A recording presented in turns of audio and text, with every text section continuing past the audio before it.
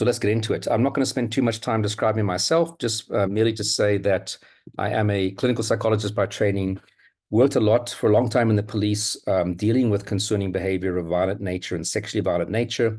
And as time went by, I got more and more exposed to the threat assessment side of things. How do we prevent violence from actually happening? How do we pick it up as early as possible that there is a concern, intervene, and divert that concern from actually realizing? And that's what I found far more rewarding than a lot of the work in the police, which was responding to something that already happened. So I ended up joining the European Threat Association. Of course, in 2019, as I said, we started the African Association. And really for the past, since 2016, I would say, have just focused on threatening behavior, typically in the workplace, but also the education context and other contexts. So I think many of us in South Africa, at least, have seen headlines like these over the years, and we often forget them. You know, we hear about a shooting like the one we had, what was it now, almost 2 weeks ago at the school. But there's been lots of these types of incidences, whether it's a teacher murdered by a pupil at her home, or on the left-hand side, cop shoots wife in full view, or Soweto teacher claims principal assaulted them. And of course, in the middle of the screen here, we have one of the most well-known cases in South Africa of the young boy, Morne Harms, 2008, who took swords to school one day and killed one and injured three. And we're going to quickly touch on that case in a moment as an example of the types of things that we get in South Africa. This isn't just a foreign problem. This is definitely a South African problem. And I think the fact that we had over 300 people sign up for this webinar, the most we've ever had, shows that this is a concern that people are struggling to really deal with. But again, as of about 2 days ago, this was circulated by the Hyde Park High School. It's a media release. It's a high school here in Johannesburg, where one of their teachers committed suicide in the classroom, allegedly. So again, this is not something that just affects scholars. It's about also self-directed violence and how can we prevent that from taking place as far as we can. So I'm going to show you a short video. It's about 5 minutes, but it's some of the responses to the recent shooting at Primrose School. And listen, I want you to listen to what people are saying, and I'm going to ask you at the end of it, what do you think is the most important? It's about 5 minutes, so it's a bit of a montage, so I've edited a few news reports together. And these are the dominant themes that were coming out from this particular scenario. And I hope that you can all hear this video. There's no sound. The learner who got the Primrose Primary School principal on Friday has left shock and trauma in the corridors of the school. The provincial education ministry, Matoma Chilwan, had been established. The learner was targeting 3 teachers on that day, Chilwana and other government officials visited the school to discuss how to beef up security there. The people who targeted the first teacher, the deputy principal, and the principal according to the child. So these are the 3 people who are giving them problems in school because they are notifying the parents. The school was already concerned about the 13-year-old before the incident. They had meetings before. They had meetings last month with the parents of the child. They said, but the child, homework, they are following down the schoolwork, the child is not performing, and these are the challenges. So apparently, the child gets home, the parent panics them. I don't know specifics of that kind of punishment. But we can assume perhaps maybe there's a bit of abuse that's taking place. Nobody could have suspected a shooting. I don't think anyone could have. I've never experienced. I mean, I've been in MEC for over a year. I've served in the legislature and the portfolio committee for many more years. We've never experienced a shooting where an educator gets shot by a learner, especially in the primary school. It's an incident that is unexpected for all of us.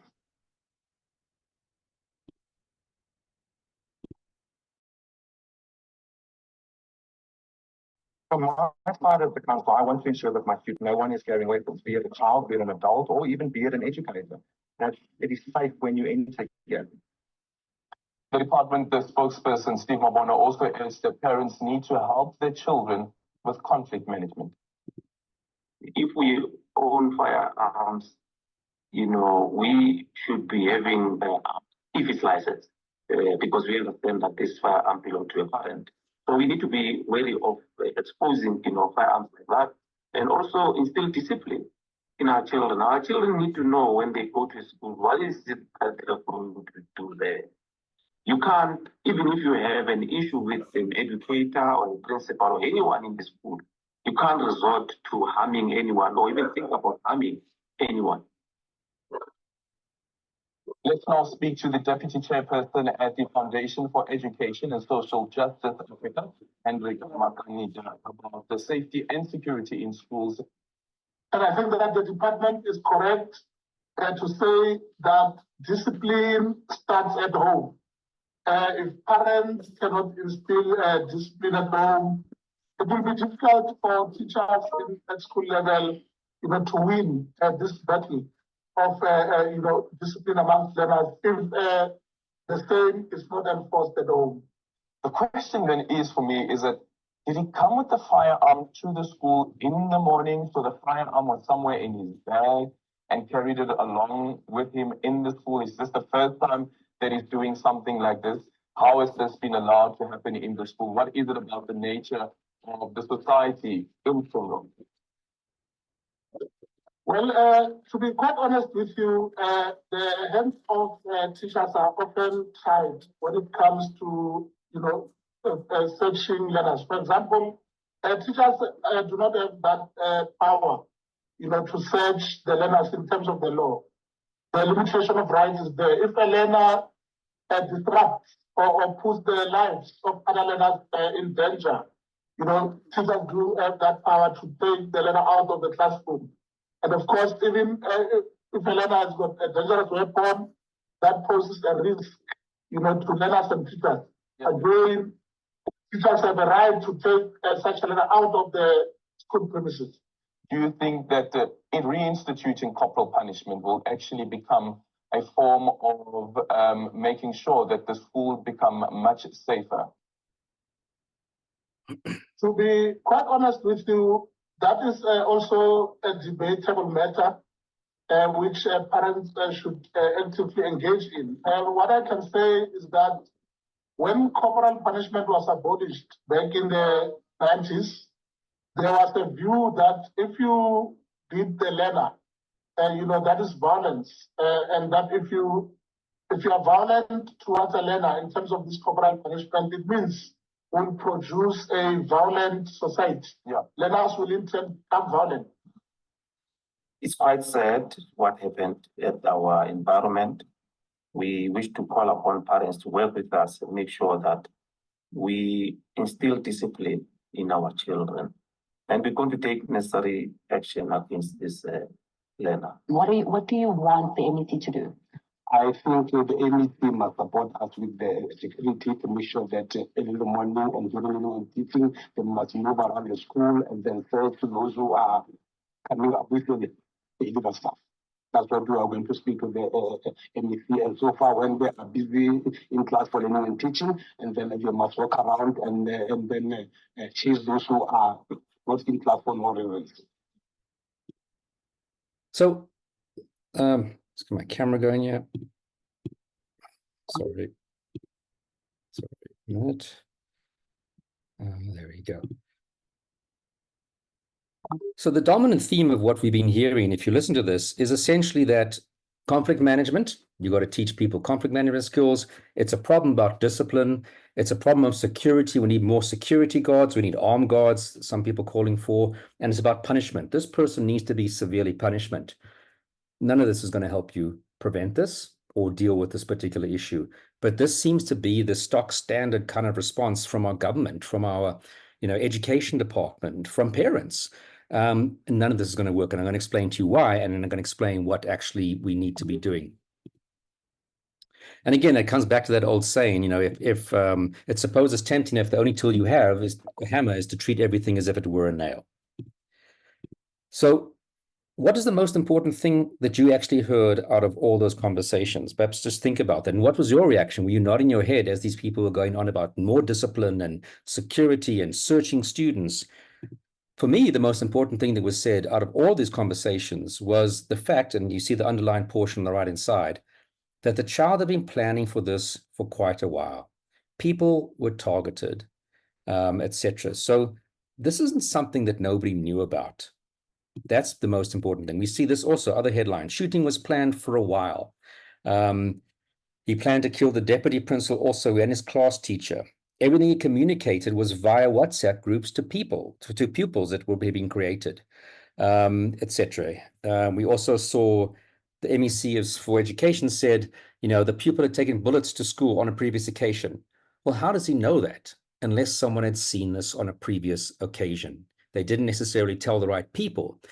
But what we see very often in these sort of targeted violence scenarios is that people know about this. And we'll get into the reasons why people don't come forward with that information in a moment. But if anything, this kid had behavioral problems prior to him engaging in some threatening or potentially threatening behavior. I mean, he was known to be struggling in school. They'd called the parents in, etc. So this starts off with a kid who's not doing well, who's got some issues in the school context. Of course, not everybody that has those problems are going to end up doing something harmful. Of course not. But this is where it does start. And even if this kid doesn't end up doing something harmful, surely that's a kid that actually needs to have some attention and assistance to sort out what they are dealing with. Now, the question, like you said, we saw a lot about security. Why isn't security the solution? I keep on repeating over and over and over. And just off the top of your head, because I didn't know this figure until I Googled it, how many schools do you think there are in South Africa? Because according to the internet, there's almost 25,000 schools in South Africa. And I'm going to show you another short video. This is from 2021. Remember, this is now 2024, we are. And the first part is quite surprising because they speak about multiple principals having been shot at school or killed at school. But the second part is basically why financially we are never going to be able to afford security. It's a very short video. There's a third case that I'm attending to in this area alone, where principals are targeted and killed, to be quite sure. The reason being, we can't afford armed guards. We can't afford professional guards with the budget that we have as an education sector. So we had to revert to volunteers. We have to revert to our general assistants to play that role. So we want security guards in our schools, but they don't have the financial muscle to hire them. We want people that can protect all of us, but they don't have the financial muscle to do that. So think about it. If you properly want to secure a school with security, you'd literally need to have airport level security. That every time a person sets foot on a school, whether it's a teacher who teaches there, a scholar who goes there, a parent, parents, visiting scholars for sports events, staff, groundsmen, kitchen staff, cleaners, every time somebody steps foot on their property, you'd have to put them through a metal detector and screen their bags. All deliveries that are made for stationery and all other types of things that are delivered would have to individually be screened and checked. It's impossible. It's impossible to do that. It would disrupt the school day. It would cost an absolute fortune to try and do that.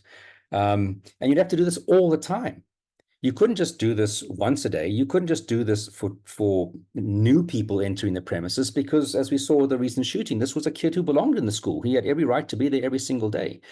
You'd literally have to have prison-like walls 10-meter high to prevent someone from throwing something over the wall and then retrieving it later on in the school. So security is never going to be the solution because our schools will become airport prisons, literally, and there's just not the financial ability to employ 24-hour guard staff to patrol the walls, secure everybody coming in and out of that school. It's impossible. But also, similarly, what about hockey sticks? What about cricket bats? What about garden tools? What about broken glass from a window? What about a brick? What about a chair? What about your fists? What about your feet? Because all of these are weapons at some point or can be used as weapons. So to focus on the weapon is really just missing the point. I'm not saying we shouldn't take steps to try and see what we can do about weapons being brought onto schools. Of course not. But that is not going to solve your problem. It's about an angry person who's gotten to that particular point in their emotional state where they want to commit harm to people. So focusing on the weapon, you're actually misleading people to what the solution is going to be. The threat is inside your school with permission to be there because it's a scholar, it's a teacher, it's a staff member, it's an admin staff member. And the person planning a targeted attack like we saw at Primrose School, he's not trying to shoot the principal in secret and get away with it. He doesn't care about the outcome. So a motivated person who's going to a place like a school to commit a violent act of this nature, he doesn't care that you've got a security guard standing at the front door searching him. He's going to shoot the security guard and go inside and do whatever he wants to. So again, security often just becomes the point at which the violence starts in these types of criminals. So how does this compare? I mean, many of you might remember back in 2008 at the Nick Deirdrick School in Krugersdorp.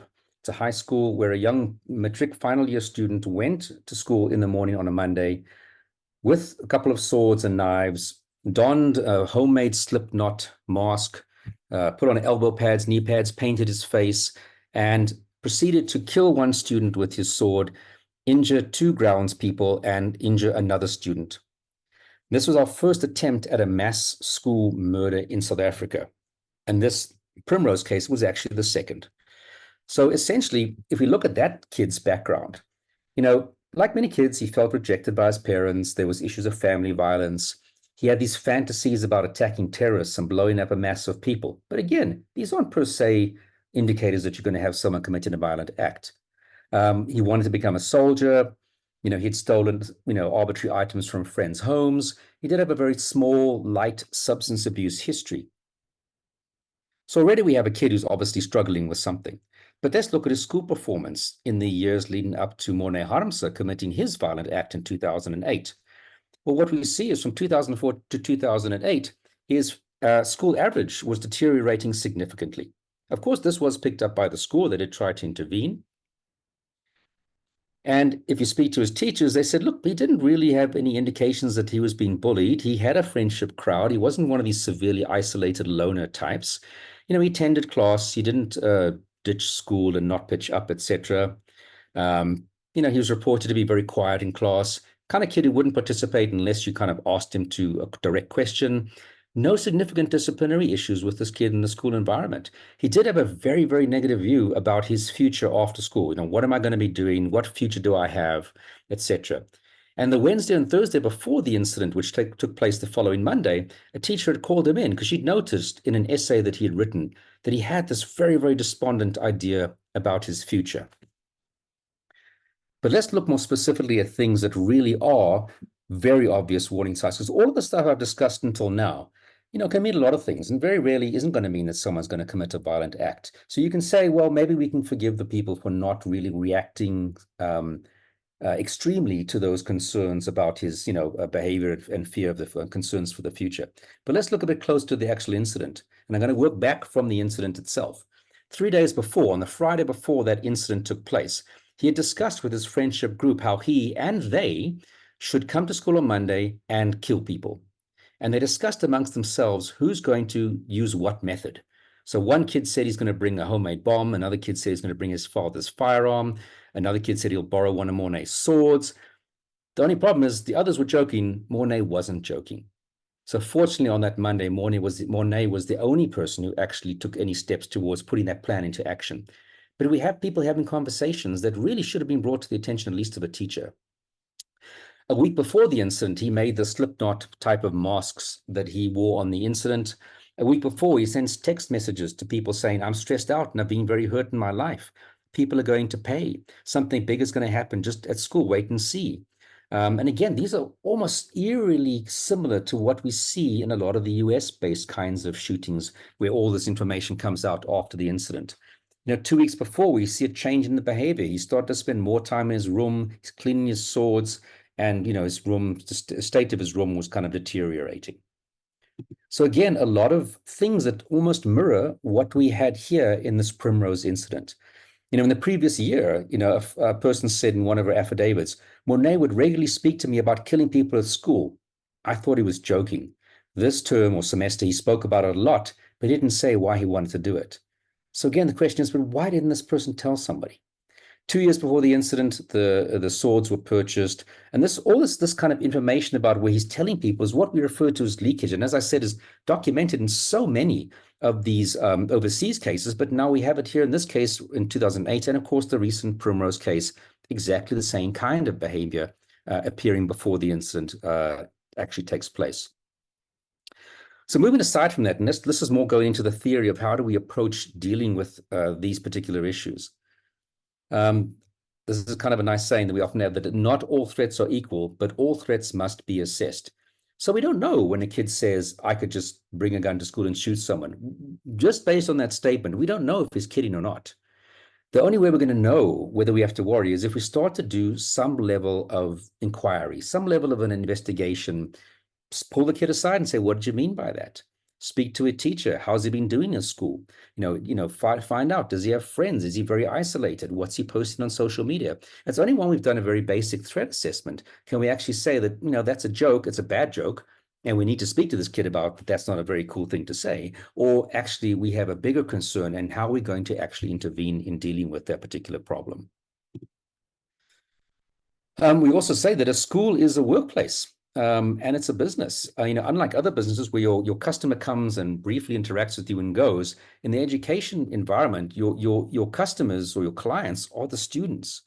And they spend a large portion of their day, in fact, their lives, with you at that school. So the same issues that we see in other environments, problematic behavior between people, is going to play out in the school.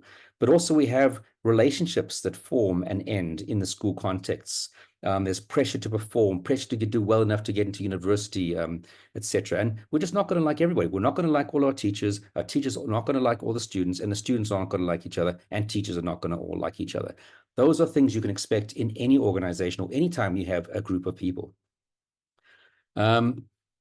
Also, we kind of define education violence. And again, South Africa, because we are quite a violent society, we tend to think in South Africa that violence means somebody's bleeding somewhere.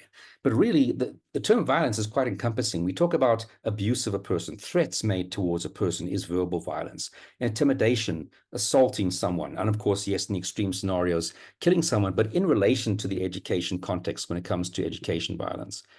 So the types of things we see are threats from strangers, so people who have no association with the school, threats from co-workers, threats from students or teachers, from ex-romantic partners. We've seen quite a lot of cases of the ex-partner going to school and shooting their teacher, their ex-partner who's a teacher at the school. And of course, threats from parents because they're unhappy about their child not being selected for a particular team, or they're unhappy about how a teacher has treated their child, etc. So some examples that we often see with things like, current former student, staff, or service providers sexually harassing a student or staff, a verbalized threat, a physical assault, and an actual sexual assault, a suicide like we saw now at Hyde Park High School in Johannesburg on campus, or if it's a boarding school at the boarding house. Someone stalks a staff member or student anonymously or openly. Bullying falls under this bigger definition. So your approach to dealing with these things, you don't have to have a sexual harassment approach, a bullying approach, this approach.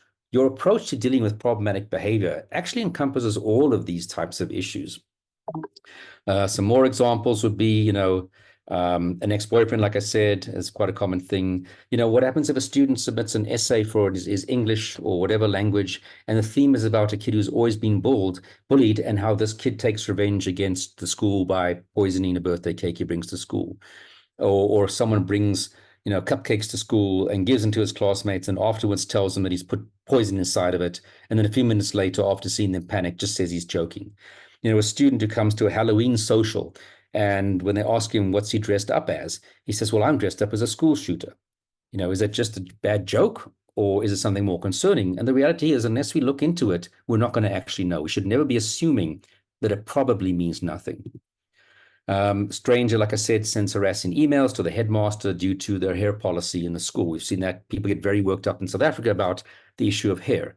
Parents making veiled threats to a teacher about behavior of the teacher, or a student tags social media posts by an extremist group, or violent offenders saying, I really understand this guy, or I really feel like this guy. That should also be something that needs to be looked at, and hopefully it's nothing. We don't want things to be problems, but the thing is we don't know until we look at it.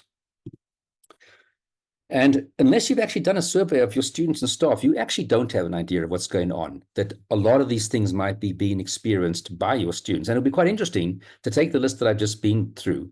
And if you're an educator, tomorrow at school, say, have any of you experienced any of these things? Raise your hand. And you'll probably be quite surprised at what doesn't come to the authorities, meaning yourselves, attention in a school place. So if you think you don't have a problem, then you actually just have a reporting problem, because these things statistically will be occurring in your school. Doesn't matter whether you're a faith-based school or not, they will be happening because people are populating your school, students and staff. And if you expect the police to be your solution to their problem, you are dreadfully naive for a lot of reasons. This is not the kind of problem that the police are going to be able to solve from a prevention point of view. So interesting things, though, in terms of assessment in the school context, that the majority of threats tend to be made by students and not adults like teachers or staff. The students, as you would know, are developmentally immature. They have wide domains involving social competence, reasoning, judgment, but also are very receptive to intervention. And often react emotionally and say things that don't necessarily have the meaning behind them or the intention behind them. But we cannot assume that, because if you assume that the previous 20 students didn't do anything when they said such a comment, doesn't mean that 21 isn't going to do something. So any kind of threat assessment in the education context has to take into account the developmental level of the people that you're working with. And secondly, that educators are in a very interesting position because you have this mission to help students learn and develop. You can't fire a student. I mean, you can expel them, but that's usually quite a process. You have this commitment to giving all people in your classroom an education. And expelling someone is also very short-sighted because it kicks the kid out the school, but it doesn't remove the problem for your school. Because we have many instances when people go back after being expelled or suspended, or even just after finishing at that particular school and going back and doing something harmful back at the school. So that's why we typically say in organizations, if you fire someone, doesn't mean your problem is gone. It actually just means you don't know what your problem is up to because you have no contact or interaction with that person. So that's just important to keep in mind, that getting someone out of the school isn't necessarily going to get the problem out of the school. And again, you've got the intertwined goals of preventing violence, but also guiding students to become well-adjusted people and, of course, successful in society. So just briefly, some facts and myths. People think it won't happen here. I can guarantee you the people at Primrose School thought that would never happen here. I mean, in some of these other videos, and unfortunately I had to edit them for time, people said, no, I never thought this would happen in this school. Why would this happen in any school in South Africa? And people often think that school violence is about murder and mass murder. So obviously the Primrose case recently has kicked off a huge discussion. And for that, we're in a way, that's the good side of it, is that we're getting people to come to a webinar. We've got a whole bunch of people sitting here listening to this. People want to talk about this topic. And that's really, really amazing. And sadly, though, it's as a result of this tragic incident. But the majority of what's happening in the schools in terms of education violence is sublethal. It's the threats, it's the harassment, it's the bullying, and maybe a bit of pushing, shoving, and assault. But to say, well, we don't have these murders very often, therefore this isn't a problem, is also a mindset you have to change. Also, it's always unhappy students. Yes, like we see with the Krugersdorp example in the Primrose, they did appear to be happy students, but you cannot assume it's always going to be that kid who's not happy with his school context. Another myth, and we saw this repeatedly with our Primrose case recently, when they say people just snap. And as we saw, this guy didn't snap. He had been warning people about this for quite a while. Nobody wakes up one morning and just suddenly decides to take a gun to school and shoot someone. There's always a history. And sadly, that history tends to come out after the incident. There's also this myth that you're either dangerous or you're not. You're either a bad person or you're not. I can guarantee you, all of us in the right context with the right stressors can act out violently. It might be more of an emotional type of violence in the heat of the moment, or it could be a more planned type of violence. Everybody's capable of violence, depending on your circumstances. There's other myth, you can't predict this. Well, as we've seen by the Krugersdorp example and the Primrose example, yeah, you can actually predict this because this kid was telling people who's going to do it, not even ambiguously telling people. He told people exactly what he's going to do. So yeah, actually you can predict a lot of this because targeted violence always has a process that leads up to it. And the other myth as well, how can you do something about this? Definitely you don't want that kind of person on your team because it is clearly, as you'll see in the next coming slides, you can do things about this actually.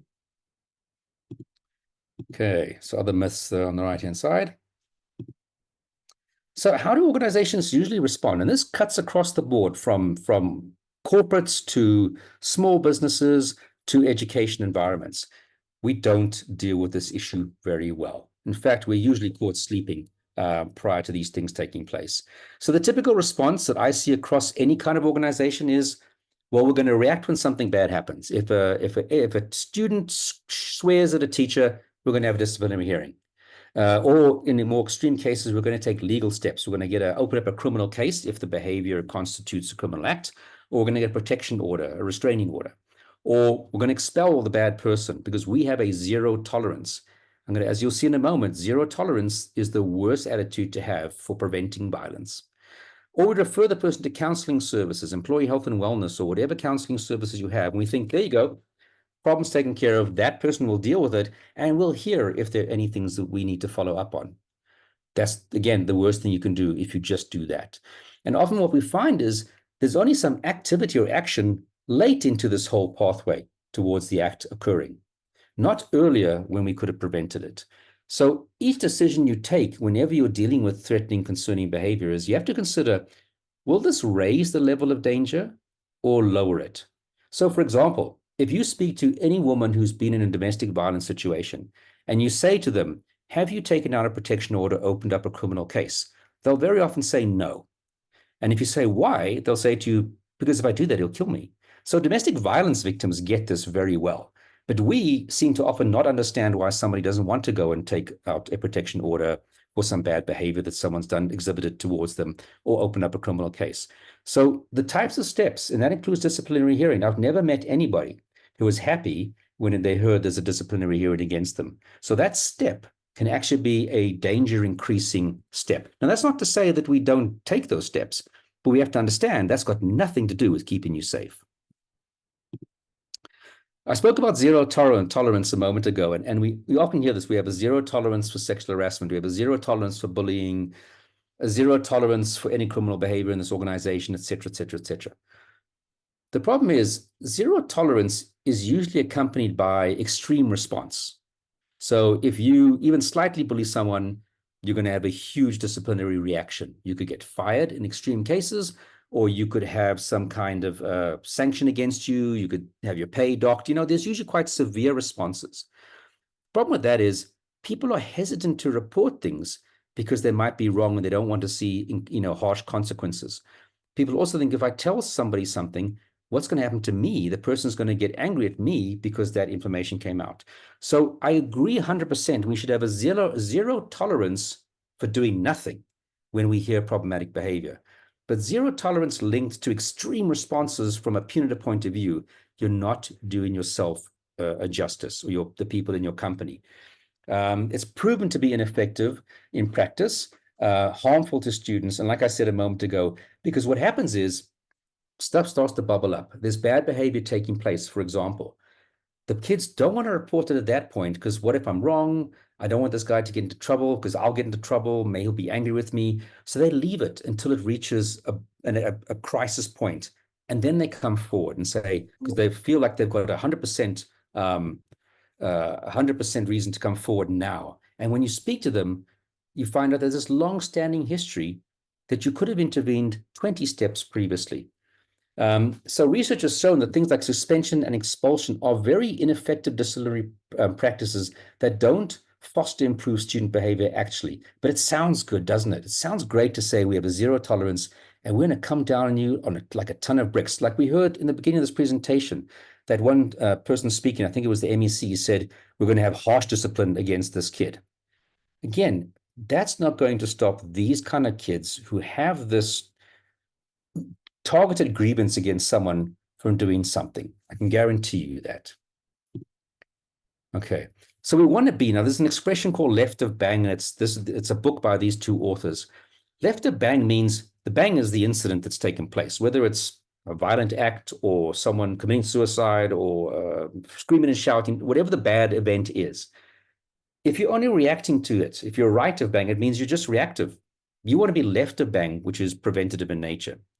So essentially, as I see, point one, the bang is the bad behavior. Let's say it's an assault upon a teacher.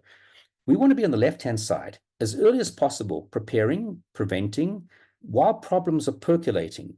We want to try and pick the issues up when they're small and tiny, before we're talking about disciplinary issues.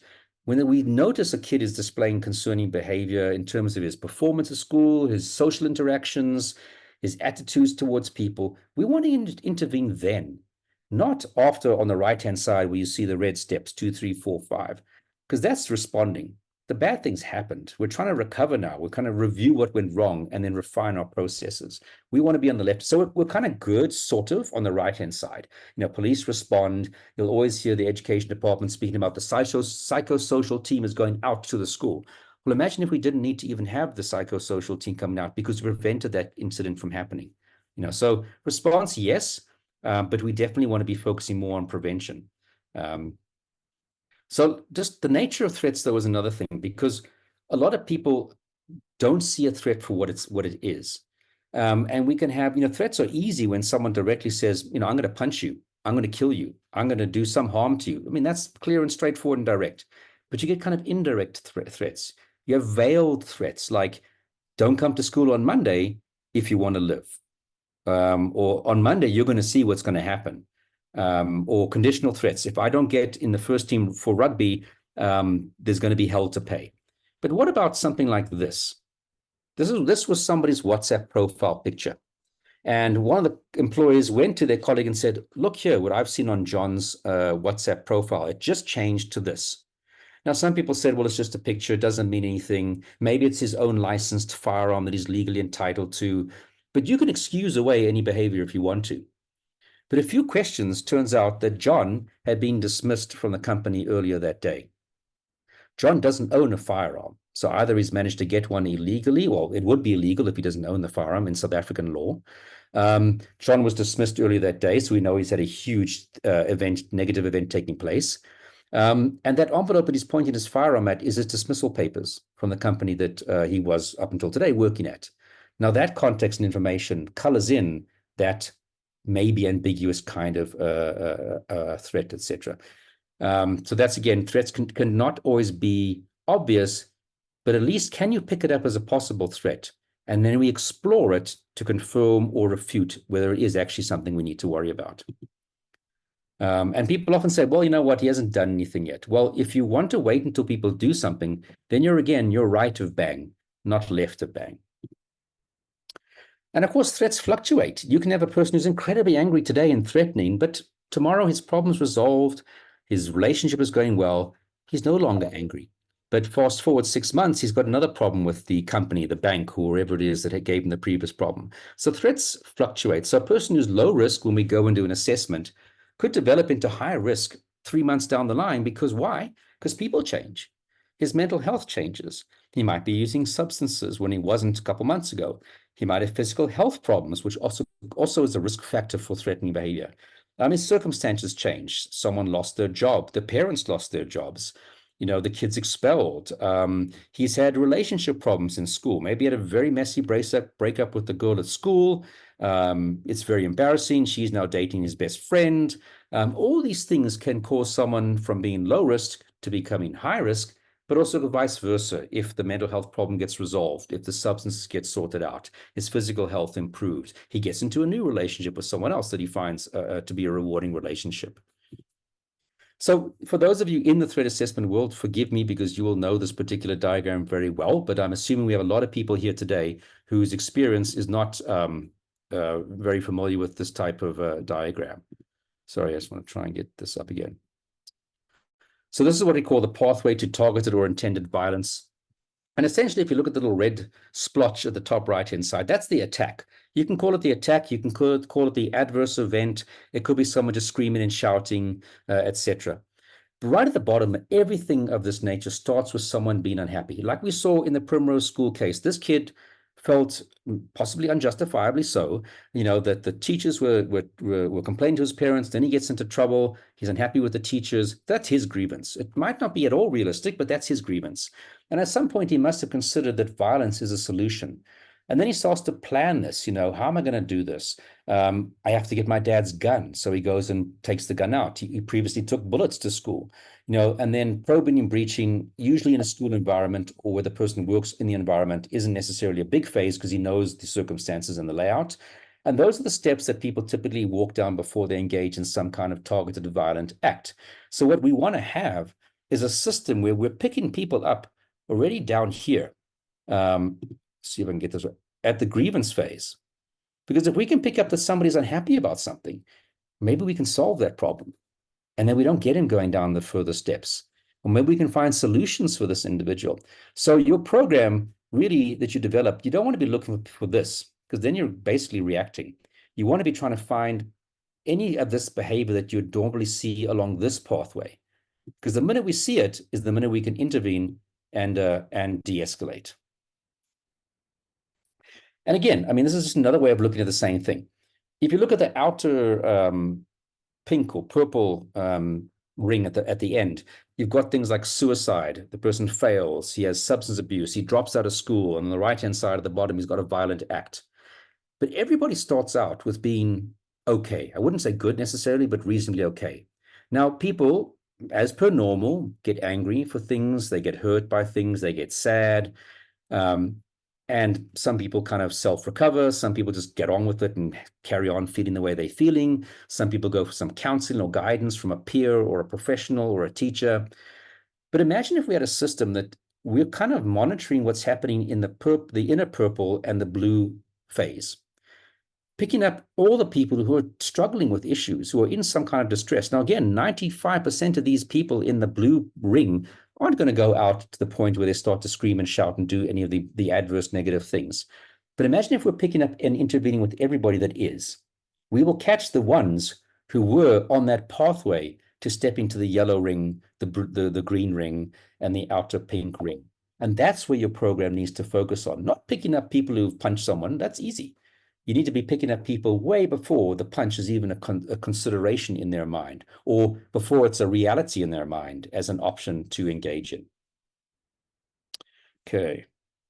So what do we need to see happening? And this is now more about what do we actually need to do with it. So there has to be a system in place for identifying, assessing, managing behavior that monitors cases. Because you can have a kid who in his grade 6, 7 year behaves in a particular way, but only might act out in grades 8 or 9. So how can we pick him up in grade 6, monitor him, keep track, check in with him, and make sure that he's not going to walk further down that pathway? Because this can be a very long pathway or a long time that we need to work with individuals of this nature. So we're focused on early identification before it's actually a problem. That's the best scenario. So how do we create this sort of program? The first step is you need a group of people. Call it a multidisciplinary team, call it whatever you want. I really don't mind. And their job is really to try and detect, manage, and document the threat assessment process and direct it, receive concerns that people have raised about someone who might be displaying concerning behavior, then gather further information that allows us to accurately assess what we're dealing with, assess that risk, and then develop a strategy for the way forward of how we're going to prevent this possible bad outcome from happening. And typically that's by helping the person who is the origin of that particular problem behavior. Now, again, this doesn't mean that you have to hire extra people. This doesn't have to be an expensive process. You can really repurpose some of the people in your school who are willing to be on a team like this, give them a little bit of training, that might be the only expense, and have them a group of people that are working together. So you're not having to employ additional resources in your school. But if you might even have already a school counselor of this and that or the other, but if they're not working together as a team, then you don't actually have a solution to your problem. You know, if you just think, well, whenever we have a problematic kid, we send them off to the school counselor if you're lucky enough to have one, and problem's taken care of. We'll hear if there's a problem later on. You're setting yourself up for a very, very horrific failure, because what we found in our experience is that the information doesn't come back to you that things are not going well with a particular student. Other things we want to consider is that, do we set up a little system like this in our own school? Or maybe if we're like a government school, we can set up something like this in our district. Or if you're a private school, you obviously might geographically divide up your school branches and have one team of people like this that serves, you know, a wider community of schools.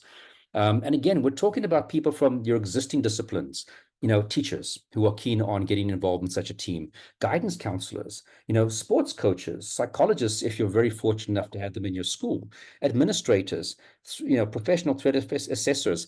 I literally don't care if you include the school cleaner, if they are the kind of person who will be able to contribute positively to such a team from their just very good experience at dealing with people. Really doesn't matter. as long as they're willing and interested to work on a team that's about helping kids not do something. But not just kids, because we can also have problems with our teachers who would also be, caught up, hopefully, by the system if it's functioning effectively. Of course, you would want to have someone who's a designated leader. Then you want to set up your protocols and procedures, sort of very general ones and very case specific. So what are we going to do when a complaint comes to our attention? What's our internal playbook for responding to these situations?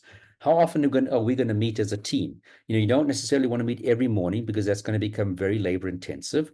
Do we meet at least once every 2 weeks to discuss existing cases? Or do we always meet when we have a new case that comes in? What are you going to call your team? Are you going to call it a threat assessment team? What about calling it an assessment and care team or a behavioral intervention team? Give it a name that doesn't make it something scary and concerning that people don't want to contribute towards being part of, or that people don't want to come forward with information to. And this is very important to understand, because a lot of you might be thinking, but we have a disciplinary team. Why do we need this team? They can just do it. No. A disciplinary team is not the same as a behavioral assessment team or threat assessment team or care team. They serve completely different functions, and I'll get into that into a moment.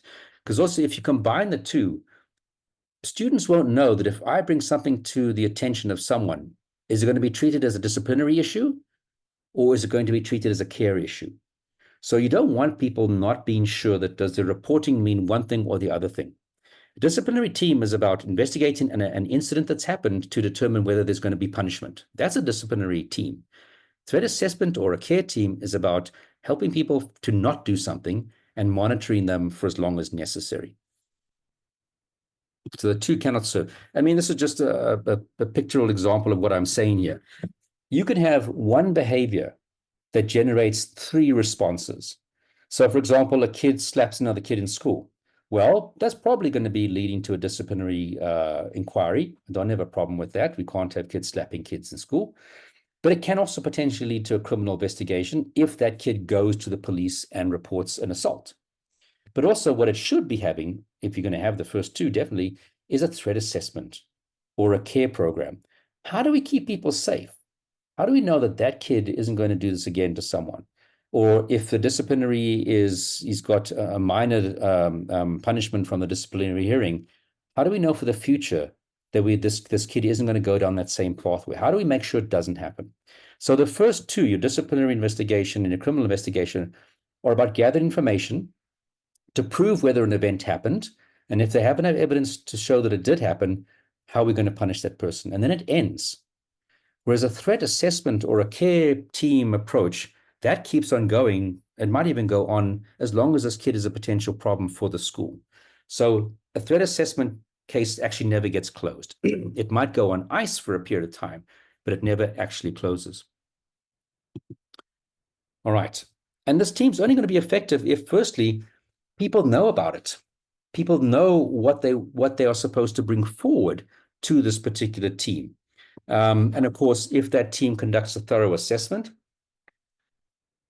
of what's been reported to them and does background information gathering to understand the context of this person's behavior, it implements proactive and integrated case management.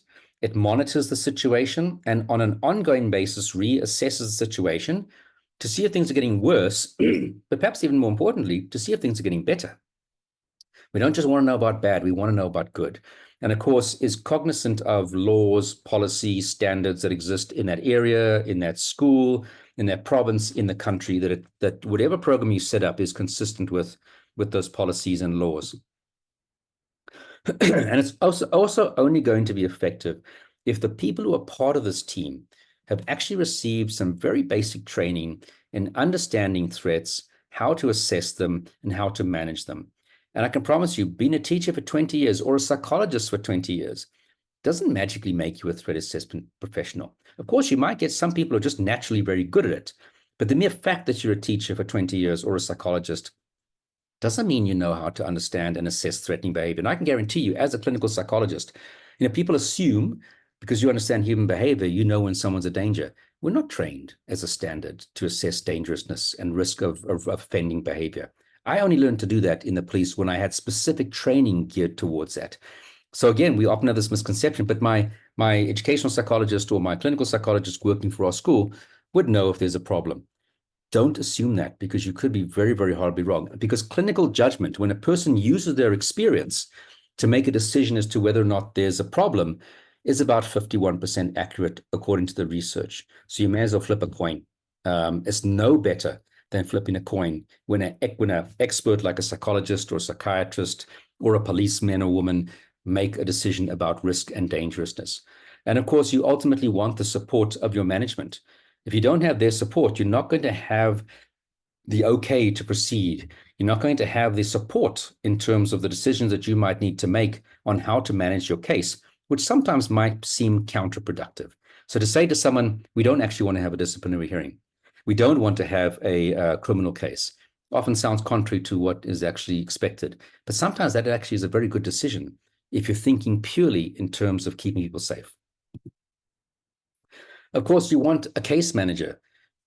Some of you might recall in Virginia Tech in the United States, quite a number of years ago, one of the students at the university went, and up until a few years later, was the biggest mass shooting in the United States.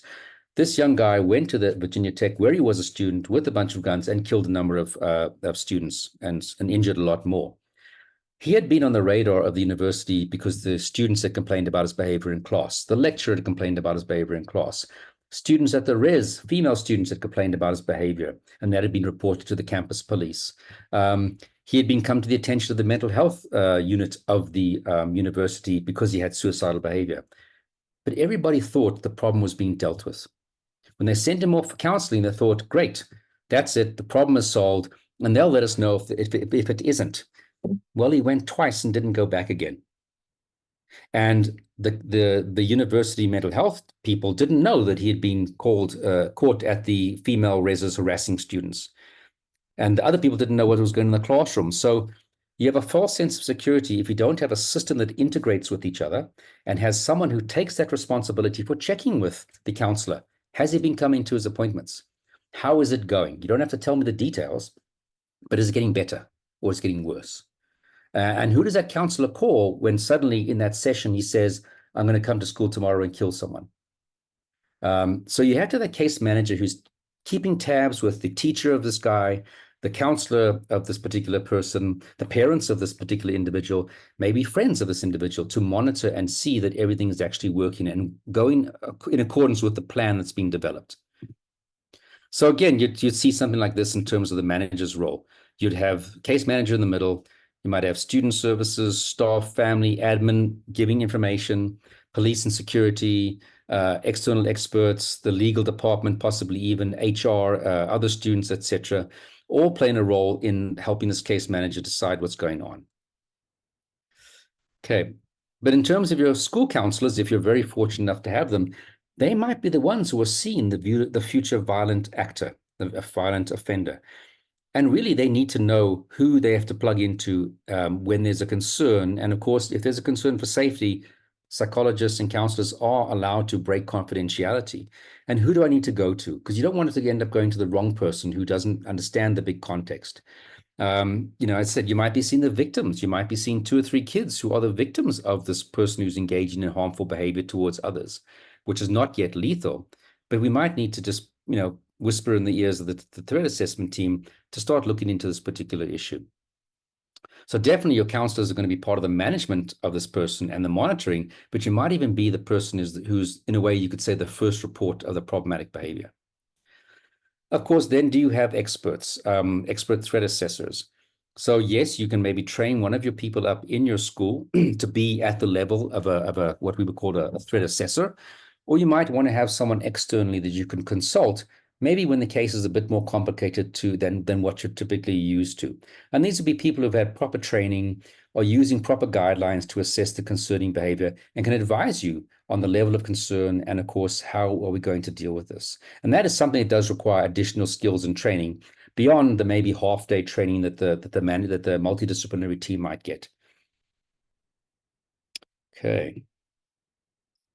And then, of course, we've got, how do we define what it is that we want to look at? You don't want to have this team looking at every kind of behavior that's not within the norm, so to speak. Because you'll get kids who are disruptive in class. They're not threatening, they're not harming, but they're the kind of kid who always cracks jokes and that disrupts the classroom, who's always talking. That's stuff that teachers can manage on their own. But concerning behaviors are those that actually require a bit of a closer look at, a little bit of a scratch around and see what's happening. Doesn't have to be 5-week-long investigation. It can literally be a few right questions being asked from the right people for us to see if we have a warranted concern. Okay, so we want to look at not only threatening or fearful behavior, but anything that's a concern for another person's well-being. So, are we picking up there's a decline in performance? Are we picking up a decrease in or an increase in absenteeism amongst a particular student? Is he withdrawing or isolating? Are there dramatic changes in the person's behavior or appearance, or concerns about drug or alcohol use, or erratic or depressive emotional symptoms? Is the person mad, bad, or sad? Those types of things would warrant just a bit of a closer look. And remember, you're not doing that to get the person in trouble. You're doing that to see if they actually need some assistance. So concerning behaviors, as examples, this is not an exhaustive list. Does the person have racist or fixated thoughts such as hate speech, bullying behavior, displaying a weapon or threatening around a weapon? Does he directly communicate a threat to a teacher or student? Do they engage in self-harm behavior?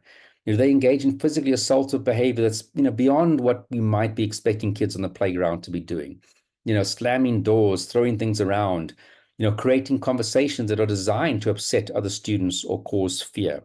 Or, of course, very severe mental health concerning behavior or language that depersonalize teachers or students. Okay.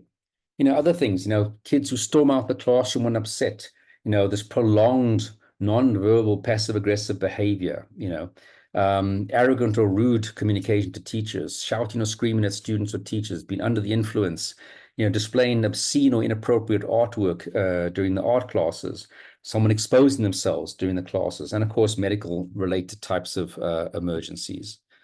But one of the biggest challenges we see is, how do we hear about this information? Jumping back to the Primrose case, people knew that he had in a WhatsApp group he was going to do this. He brought bullets to school before, but how do we make sure that this stuff comes to our attention? And why don't people report certain concerning behavior? And I'm going to show you again, it's about a 1.5 minute long video. You can find these all on YouTube. If you go to Sandy Hook Promise, so Sandy Hook was where a shooting took place a number of years ago. I think it was a primary school. And from there, an NGO was created that sets out these sort of educational, provoking types of videos to make people think differently about these types of behaviors. So this is about 1.5 minutes, I think, that we can watch. Sorry, I'm just trying to get rid of my, get rid of it. Oh, sorry. I'm here at the scene of tomorrow's shooting, where a 15-year-old will kill 4 children, 2 adults, and then turn the gun on himself. When the shooting starts happening tomorrow, first I'll probably just think it's firecrackers or a car backfiring or something. He told some of us that his dad kept a gun in his closet, and he always talked about using it on, the people that bullied him. Tomorrow I'll probably say that I wish I told someone. After the shooting, we're going to feel pretty bad about picking on him, but until then, we'll probably just keep doing it because he's pretty weird. Tomorrow, I'll probably point out that something has seemed off with him since the beginning of the school year. And I'm now joined by the officers who will be the first responders tomorrow. What additional details can you share with us? Well, someone is expected to tell us after the shooting that the shooter has been posting on social media about doing this for weeks. So how will you explain the shooting to your daughter? Actually, I won't get to explain it to her because she won't make it. This is Christine Lynn, reporting from the scene of another shooting. We'll say we never saw coming. Okay, so again, just re-emphasizing that what we saw today or recently in Primrose and we saw at the Krugersdorp shooting in 2000 or sword attack in 2008 is nothing new in the world of this type of behavior. And what we typically see people say as to when you ask them, why didn't you do something? Well, I didn't know I had to report this kind of behavior. I didn't know who to report to. I didn't want to get him or her into trouble. I was afraid that he would do something to me if he reported. I wasn't sure if it would remain confidential. Oh, but everybody does that. I didn't think he was serious. I didn't think he would do it now. I'm not a snitch. Well, he hasn't done anything yet. He was just threatening. It was a private thing. He was a boyfriend. And what we really don't want is for a primary school or high school kid to be making the decision as to what is necessary to bring forward. We really want to tell them everything that they should be bringing to our attention, because we want to just see if there's anything to it or not. So how do you typically hear about concerns? Well, students can raise concerns in various ways. They make threats, they make concerning statements in person, online, text messages. They engage in risky behavior. They submit assignments that might have wording that raises concerns. A fellow student might come forward and say what they heard or overheard. Or the person who receives the threat may then come forward and bring it to the attention of a teacher or whoever it might be, or parents notice some concerning behavior. So really what you want to do is you want an early warning system. You want that left of bang information, not a crisis response after the incident has taken place. And again, you want to identify these signs and symptoms long before it becomes problematic behavior. You want the reporting threshold to be low. You want people to be, again, in those first two little concentric circles that we showed you earlier, which I think is coming up again. We want to be hearing about things when they are there, not when they're in the fourth or fifth layer of the circle. And if people need help, why do you want to wait? So again, coming back to this, we want to know about things here, because it's much easier to help someone when they're just hurt, sad, or angry. Maybe the problem's a small problem. Maybe we can intervene that they get the necessary attention and assistance. But if you want to try and do that over here, 10 times more difficult. And like I said, you'll catch the ones who are potentially might be going to the point where we don't want them to. So it's not about punishing the person. I mean, that's the other thing. Again, if you end up with a team that's more like a disciplinary thing, tell us when people have done something bad, we'll investigate it and we will take steps against them. Here, we're not taking steps against people. We're taking steps for people. That's why it's report to support, not report to punish. It's not about infringing on people's rights or spying on them, because again, this is about helping people to function effectively in the school environment, whether it's a student or a teacher. It's not about creating this big brother environment, because our goal is to help that individual, because by helping him or her, we prevent the violence from taking place. And that's a win-win for both sides. That person who was having the problematic issue and any potential victims who could be the recipients of the harmful behavior. But if you end up with something like this, you haven't ended up with a care team, threat assessment team, prevention team, whatever term you want to use. And that's again why you can't mix this up with your disciplinary team, because they have different purposes and goals. So it is about creating that safe and working and learning environment for teachers and students. That's helping people get the help they need, which is the most long-term solution to reducing people's risk of violence or harmful behavior. Like I said, it's helping the threatener not to do something that's going to get them into trouble. Who can complain about that? It's allowing your school to flourish, because if you have this kind of a system in place, you'll be helping everybody who needs help, not just the ones who might one day walk down the pathway to committing a violent act. It's also about being fair, because if you don't have some kind of assessment system, you might overreact when someone makes a comment like, I could just shoot someone at school. You might overreact by just, expelling the kid because of your zero tolerance policy. And sometimes, like I said earlier, adolescents say things that don't necessarily have the meaning or intention behind them. But we need to know that. And we're only going to know that by doing some kind of exploratory assessment of the situation. So we don't want people being unfairly targeted by, when something comes forward, because that itself creates its own problems. And it's also about being creative in your approach and response to each incident. Your response to how you're going to manage a particular incident is unique to that incident. So you might find 3 months down the line, another student does something of a similar nature, but your response is going to be completely different, because it's a different human being that has different needs, weaknesses, vulnerabilities compared to the other person 3 months ago. So you have to have you can't have stock standard approaches when it comes to preventing targeted violence. And of course, it's about being interactive with your school and your community. Like we always want to repeat over and over, it's from report to support. So how do we improve this fact that people don't come forward? But of course, you want to make it easier as possible for people to come forward as early as possible. We need to have students, employees, parents understand that this is about helping someone to be safe and helping someone not do something that could get them in a lot of trouble later. So like I said before, reporting should not equal a punishment outcome for this person. And that's again coming back to that zero tolerance approach. We need to tell people what they must bring forward. So it sounds stupid to have to say to students, if someone's threatening to kill someone, you need to tell us. We all think a student would come forward and tell us something of that nature, but they don't. And our examples at Primrose and at the Nick Deirdrick School in Krugersdorp show us that kids don't come forward. We don't want that kid to be the threat assessor. They don't have the skills and understanding to make a decision as to what is a threat and what isn't, what is a danger, what isn't. We don't want them to have that responsibility. So we need to tell people that whenever somebody says something like this, we need to hear about it so we can just make sure that actually there's no intention behind it. They need to know very clearly to whom it must be reported. Because what the last thing you want is a kid to come forward and say, my colleague here at Primrose said he's going to shoot people. And he tells that to a sports coach who says, oh man, that kid is just showing off. I know him, ignore it.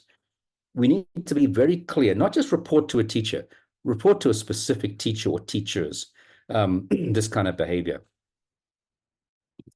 Okay, and of course, we need to explain to people what's going to happen, that this isn't about punishment. If the kids still think that coming forward will lead to the person getting into trouble, they're not going to come forward. It's as simple as that. So they have to know what this is about. Then what can I expect if I bring something to the attention of this team? Can I expect confidentiality? Can I expect feedback? Is somebody going to get into trouble? And then we also know that if it turns out that there is no concern of harm behind that threat that was made, there need to know that that's actually okay. That's actually great. We don't want there to be a threat. So if you come forward saying Johnny said he's going to shoot someone, and we do our inquiry, and it turns out that actually, no, we don't have to worry about Johnny. He made a very inappropriate joke, and we're dealing with him and helping him make not inappropriate jokes in the future. That the person who came forward should be not rewarded, but thanked for coming forward. And so, you know what, it's okay. We're lucky, nothing happened, but we really appreciate that you came forward. This is showing us that the system is working. And again, kids don't think like adults. So we cannot expect them to make the kinds of decisions that we make. Again, so you want to have a policy. Now, a policy document is the written stuff that everybody's going to read on how we deal with these kind of problems in our school. So a code of ethics or code of conduct or a code of sexual harassment or a bullying policy isn't what we're talking about here. Because if you go and think about the policies you have in your school that touches on those topics, it's probably a list of what you mustn't do and how much trouble you'll be in when you do it. Most people probably know that they shouldn't be doing those behaviors, and telling people that you're going to be in trouble if you do it is not a deterrence prevention strategy for this kind of behavior occurring. So they're not the kind of policy that we're referring to when we say a policy that's aimed at helping us pick up and identify and manage concerning behavior. They tend to be more, don't do this or you'll be punished if you do. So that policy, like I said, is a written document. It sets out what behavior is okay and what isn't. Not necessarily listing hundreds of behaviors, but what kinds of behaviors. It also sets out what are we going to do and who you're going to go to when there's a concern that comes up of this nature. And ideally, it shouldn't be a policy that the teachers put together and then is imposed upon the school. Because you want staff, students, and parents to be role players in the development. You want to say, we want to set up a system or a method or a policy where we can help people before they do something like that shooting at Primrose School. What do you think are the kinds of behaviors we should be concerned about? How do you think the reporting should work? Because if the kids are part of it, they're going to definitely understand the policy, and they're going to be more likely to contribute to it. And they're just as much a part of this process as teachers would be, as parents would be, etc. So there needs to be a buy-in. That buy-in is also helping them understand what it's about at the same time. It needs to be evidence-based. We need to understand what kind of issues we're dealing with. So literally, like I said in the beginning, take the list of types of behaviors to your classroom tomorrow and say, have you guys ever experienced this? Raise your hand. How about this? Raise your hand. And you'll see the kind of things that are actually happening in your school. So that's what I mean by evidence-based. But also evidence-based means that the decisions you make and how you make those decisions, how you assess the concern, should be based on previous experiences of people that have dealt with this. research that's out there, training manuals about this, not just a thumb suck based on what you think should be done, as to how to assess. And of course, what are we going to call this? Like I said, some people call it a care team. Some people call it a behavioral management team or a behavioral intervention team. Doesn't really matter. But again, come up with a name with the people, with the students, with your staff, as to what this should be called. I'm just conscious of time, and I might have to skip through fast things. Again, how are we going to report? Could it be face-to-face? Could it be a dedicated email? Could it be online? Could it be a WhatsApp number? The more options you have for people to come forward, the more likely people will come forward. We want to promote safe school climates. We want to build a culture where people are respectful, trustful, supportive, where we intervene when there's problematic behavior, that students feel connected. Because if you find that the students that do these kind of very extreme types of things often don't feel invested in the school. They don't feel connected to the school, the teachers, etc. They don't participate in sports and clubs very often, etc. And this is really what we're aiming for. So step 4, when do we get law enforcement involved? Now, involving law enforcement doesn't mean we're opening up a criminal case. But you might have, when you start this whole team, ask your local police station, is there somebody who's interested in just being part of this team? Or that we can be a contact point when we have to ask questions of the police. So again, it's not bringing them in because we want to get people into trouble legally, but there might just be an important role player in helping you in the future, or information about someone, etc. Right? And the establishment procedures, again, who's going to be doing what in this team that you've put together of people? What's the response going to be when a complaint comes in? And we always say that you can't connect the dots if you don't collect the dots. So if you've only got information about the little blue dots that you see here, you're not going to be able to formulate an accurate opinion about what's the current concern, what do we fear this person might do, how worried should we be. But once you've collected all the dots, you can start to literally fill in the blanks. So that the team that you put together needs to have clearly defined processes. How are we as a team going to respond when we get a complaint or a concern brought to our attention? What's a standard procedure that you're all on the same page that allow us to form an accurate picture of what's going on? So, of course, that could be anything from doing interviews with the problematic person, other people who are the recipients of the concerning behavior, online social media pages, speaking to the teachers of that particular student, saying, how's it going in class over the past few months? What's his academic performance like? Is there a disciplinary history that we should know about that could help us understand this kind of behavior? So if someone has been in trouble 5 times for slapping someone in the face, and today he's threatening to slap someone in the face, well, that previous behavior is going to be a pretty good indicator of what we can realistically expect from this person. And again, informs us how we're going to intervene. So again, we want to gather information that's going to help us understand what we're dealing with and how to prevent it. And I'm going to rush through some themes in a moment as to what kind of things are we going to look for when we conduct our assessment. How is this person's home circumstances? Do they have physical health issues? Do they have a history of problematic behavior? Do we have indications of psychological issues, formal or informally, with this particular individual? We always say that everybody has a limited amount of psychological strength. If you've got too many things that are sapping that strength away, you're not going to cope.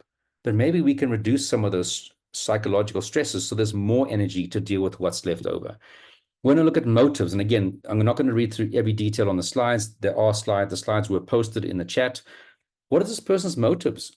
Are there other concerning communication? So he might have threatened you, but now we do an inquiry and we find out that actually he's been threatening other people. He's been talking about this on social media. You need to collect those dots. Have other people noticed concerning behaviors, statements, substance issue concerns, behavioral changes in general, academic performance? Does he have inappropriate interests? Does he have strong interests in mass violence, school shooters, suicide, a preoccupation with a death? His Google searches regularly how to make a bomb. And we see this in his YouTube searches, the movies he watches, etc. Does he have access to a weapon? So if someone's threatening to shoot someone, we definitely want to phone the parents and say, do you own a firearm? Because we've had threats, and maybe we need to temporarily make sure that firearm isn't on the premises. It's temporarily handed into the police for safekeeping, or it's at a firearm shop for storage, etc. But again, don't just get focused on the firearm. Anything can be used as a weapon. You know, what kind of stresses are going on in this person's life inside school and outside of school? Emotional and developmental issues.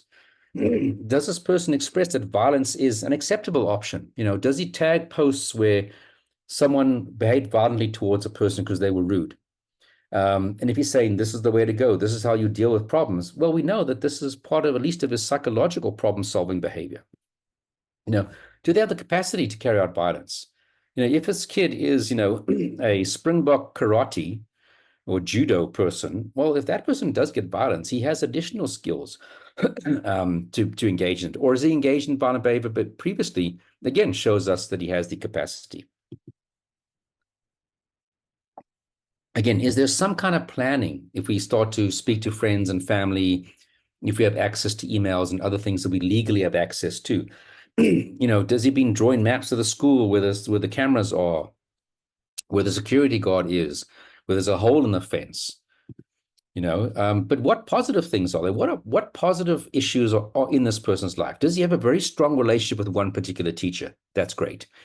Does he have one or two really good friends who are positive friends? We don't want him being friends with the drug dealers in school and the kids who are always in trouble. You know, is there a positive, trusting relationship with an adult in or outside the school, which we can build upon? Is he connected in other ways, in pro-social ways? Maybe he's part of a soccer team that he really, really likes. Those are all positive, protected factors. And in terms of how this process goes, a report comes to your attention, it gets to the threat assessment team. They gather information from the various sources, you know, that are out there that we legally have access to. It could be school information sources, could be outside of school. Then the threat assessment is conducted. Then we want to look at if there's a low risk, that's absolutely fantastic. Then we just want to monitor it maybe. Maybe once a week we check in with that person. But if there's a high risk, then we definitely want to decide how we're going to manage this high risk. How are we going to bring this person's risk down actively? And by very, very creative means. Okay, and what are those strategies? So again, we want to look at what are the risk factors in this person's life. Has he got stressors? Has he got substance problems? Does he have relationship problems, financial problems? Can we deal with any of those? Because that again frees up that psychological energy. And then we have to also start to think, but what do we think this person might do? Sometimes it's very clear because they've told us, or they've told someone in an essay, I'm going to come to school and shoot people. We have to think beyond that. Are there other possible scenarios of what we think this kid could do? To whom, when, where? How dangerous would it be, or how severe? How often would this behavior happen? How long before it happens, or how imminent is it? Or how long would that bad behavior go on for? And once you start to think in terms of scenarios, it also makes it much easier to plan for preventing that scenario from realizing. Then, like I said, how often do we review this case? A low concern, we might review as a stock standard once every 2 weeks or once a week, unless something happens. But a more concerning case, we want to monitor more frequently. And like we said, because people can fluctuate in terms of their risk, because of their psychological state of mind, substances, stressors, etc., we might find that 6 months down the line, this person becomes a problem again. So again, those monitoring mechanisms, which could be just checking in with family, checking in with friends, school friends, checking in with his class teachers. Maybe there's a mentor that was assigned to him. How do we check in with that? Even following on Twitter or public social media forums to see, is this person posting positive things? Or is this person tagging violent acts committed by other people? Even the bus driver, if he catches a school bus to school, can comment on, yeah, he's been very chatty, he's laughing, joking, anything that tells us, is this person doing okay? And of course, high-risk cases might be assessed far more frequently than your low-risk, low-level cases. So what are the benefits of this program? Well, firstly, staff and students alike would feel safer. In general, because you're catching people in that first 2 bubbles, you're improving the mental health and physical health and well-being of students and staff. You're more likely to retain staffs and students, specifically staff, if they think that their safety is being taken seriously. It's a very good public relations exercise, because you can say, we have a threat assessment system set up in place to keep our schools safe. Because when parents nowadays are looking for schools, that might be a question. How do you know that you won't have what happened at Primrose? Well, sir, because we have a threat assessment care team, and this is how we work. Reduces absenteeism among scholars and staff, avoids a negative work environment. And of course, if there's one thing that's going to cost you a lot of money as a school, it's a violent incident, because you will have people suing the school, survivors, surviving victims, their families, if this was something that could be prevented because people knew about it. The Virginia Tech shooting all those years ago, I think at that time cost $450 million for that university, from lawsuits, fixing the damages, implementing new systems in place. So if people say to you, well, we can't afford this training, I can promise you, if you have an incident like this, it's going to cost you a lot more than any money you spent on just trying to set up a system. And of course, the ultimate thing is not only does it keep people safe, but it prevents the loss of life. So you need to be thinking about this now, because this problematic behavior is already occurring in your school to some degree. You need to have that policy in place, which tells people what we expect of them, the policy that you developed in conjunction with the staff and students and parents. You need to train your managers and faculty on what they need to bring to our attention if they see something. You can't just rely on students. Teachers notice things. You have to have that core team of people who are all on the same page as to how are we going to approach this bad behavior? How are we going to assess this bad behavior? You need to make people aware of what they must bring to your attention. You need to intervene when something is brought to your attention. And of course, ideally survey what's taking place. This is all doable. And like I said, doesn't cost millions and millions of rands or thousands of rands for schools to set up. All right, I see we are literally on 4 minutes left over. So again, if you're interested in, again, the stuff we've been talking about fits squarely within the mandate of the African Association of Threat Assessment Professionals in terms of our conference themes, the type of things that we want to focus on. So please go there. There's the website address at the top. If you're interested in your organization, perhaps joining the organization or checking every now and then for the webinars that we have upcoming. Again, wonderful. We also have, if you are a member, you'd have access to a whole library of these types of pre-recorded or recorded events are accessible to people who are members of the association.